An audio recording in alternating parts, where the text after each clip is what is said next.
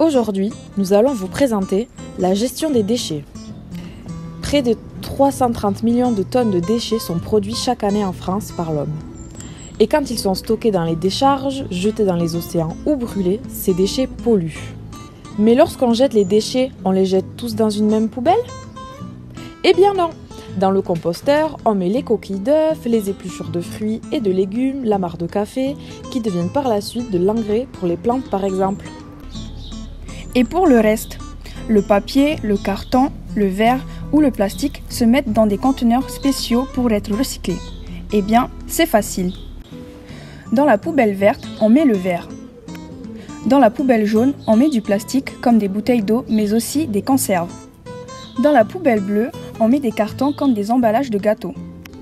Les ordures ménagères que l'on ne peut pas recycler vont dans la poubelle grise. Et mes meubles, je les mets où ? En déchetterie, tu peux y déposer plein de choses, telles que les équipements électriques et électroniques, mais aussi du mobilier, du gravat et des déchets verts. Et mes vêtements trop petits, que dois-je en faire ? Pour les vêtements, il existe de nombreuses solutions, comme donner à des associations, mais aussi il existe à disposition des conteneurs à vêtements.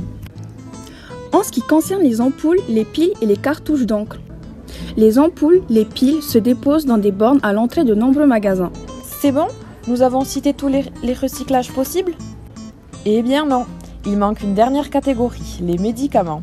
Lorsqu'ils sont périmés, ils doivent être ramenés en pharmacie. Donc on voit que la poubelle qui accueillait tous nos déchets rétrécit de plus en plus. Aujourd'hui, le tri des déchets est un défi collectif et c'est dans cet esprit qu'a été créée la Semaine européenne de la réduction des déchets en novembre. On espère qu'on t'a aidé à mieux comprendre le tri sélectif. Merci de ton écoute, à la prochaine.